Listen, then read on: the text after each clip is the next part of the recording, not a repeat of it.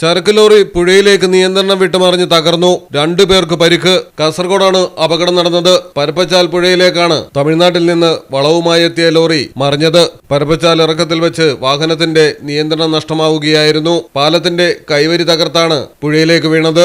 3 പേരാണ് വാഹനത്തിലുണ്ടായിരുന്നത്. 3 പേരെയും നീലേശ്വരം ആശുപത്രിയിൽ പ്രവേശിപ്പിച്ചു. സ്ഥിരം അപകട മേഖലയായ ഇവിടെ കഴിഞ്ഞ വർഷം സിമന്റ് ലോറി മറിഞ്ഞ് 2 പേർക്ക് ജീവൻ നഷ്ടമായിരുന്നു. മലയാളം ടെലിവിഷൻ, കാസർഗോഡ്.